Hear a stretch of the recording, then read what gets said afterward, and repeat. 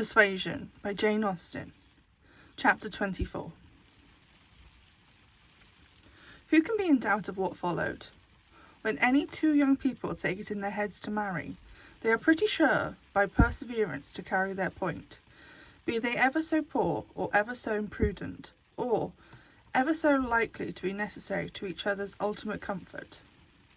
This may be bad morality to conclude with, but I believe it to be true, and if such parties succeed, how should a Captain Wentworth and an Anne Elliot, with the advantage of maturity of mind, consciousness of right, and one independent fortune between them, fail of bearing down every opposition? They might, in fact, have borne down a great deal more than when they met with, for there was little to distress them beyond the want of graciousness and warmth.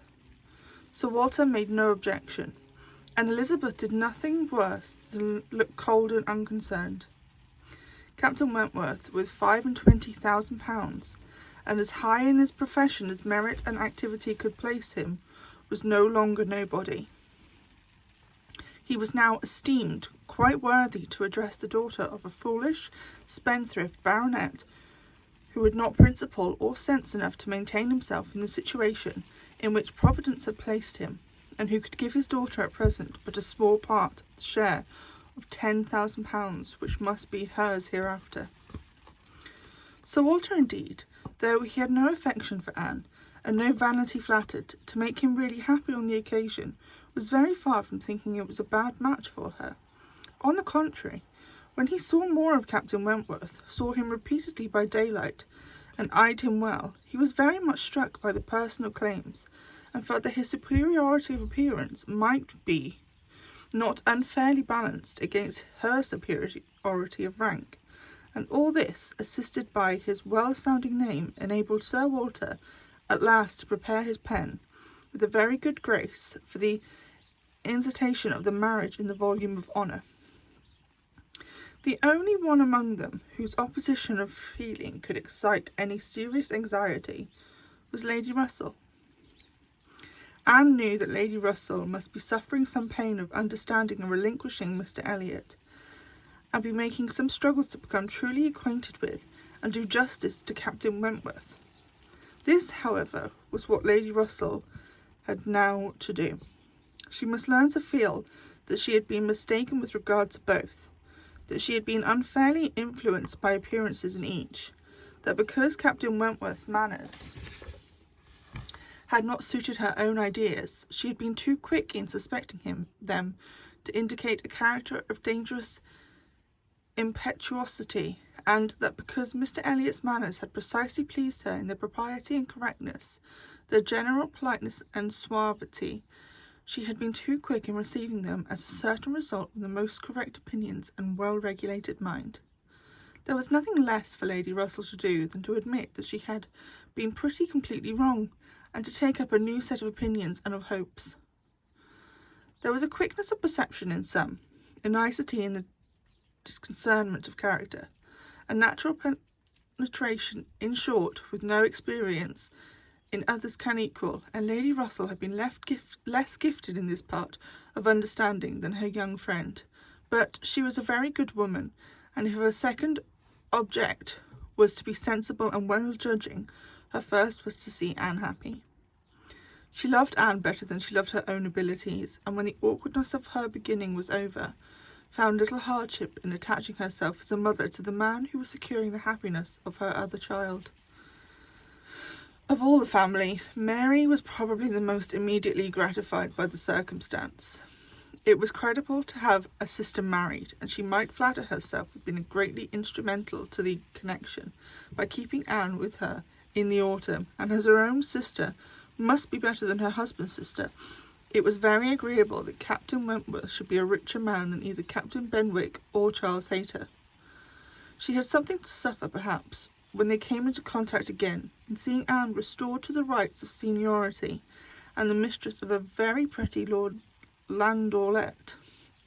But she had a future to look forward to, of powerful consolation. Anne had no Uppercross Hall before her, no landed estate, no headship of a family, and If they could but keep Captain Wentworth from being made a baronet, she would not change situations with Anne.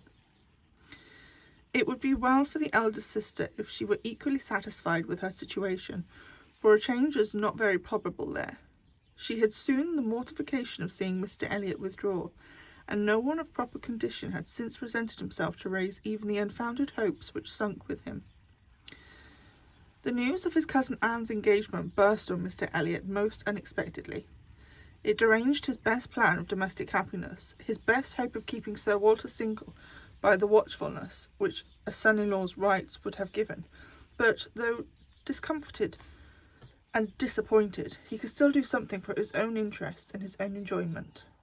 He soon quitted Bath, and on Mrs. Clay's quitting it soon afterwards, and being next head of the established under his protection in London, it was evident how double a game he had been playing, and how determined he was to save himself from being cut out by one artful woman at least. Mrs. Clay's affection had overpowered her interest, and she had sacrificed, for the young man's sake, the possibility of scheming longer for Sir Walter. She had abilities, however, as well as affections, and it is now a doubtful point whether his cunning or hers may finally carry the day, whether, after preventing her from being the wife of Sir Walter, he may not need be wheedled and caressed at least into making her wife of Sir William. It could not be doubted that Sir Walter and Elizabeth were shocked and mortified by the loss of their companion, and the discovery of the deception in her. They had been great cousins, to be sure, to resort to comfort, but they must long feel that to flatter and follow others without being flattered or followed in turn is but a state of half enjoyment. Anne, satisfied at the very early period of Lady Russell's meaning to love Captain Wentworth as she ought, had no other alloy to the happiness of her prospects than what arose from the consciousness of having no relations to bestow on him which a man of sense could value. There she felt her own inferiority very keenly. The disproportion in their fortune was nothing. It did not give her a moment's regret, but to have no family to receive or estimate him properly, nothing of respectability, of harmony, of goodwill to offer in return to all the worth and all the prompt welcome which met her in his brothers and sisters, was a source of as lively pain in her mind could well be sensible of under circumstances of others strong felicity. She had but two friends in the world to add to this list, Lady Russell and Mrs. Smith. To those, however, he was very well disposed to attach himself. Lady Russell, in spite of all her former transgressions, could now value from his heart, which he was not obliged to say that he believed her to have been right in originally dividing them. He was ready to say almost everything else in her favour, and as for Mrs. Smith, she had claims of various kinds to recommend her quickly and permanently. Her recent goods offices by Anne had been enough in themselves, and their marriage, instead of depriving one of her friends, secured her two.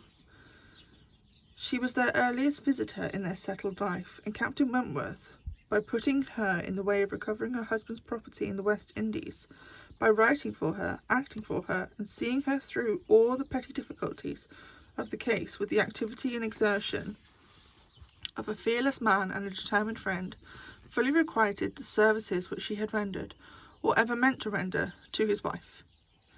Mrs. Smith's enjoyments were not spoiled by this improvement of income, with some improvement of health and acquisition of such friends to be often with, for her cheerfulness and mental alacrity did not fail her, and while these prime supplies of good remained, she might have bid defiance even to a greater accession of worldly prosperity.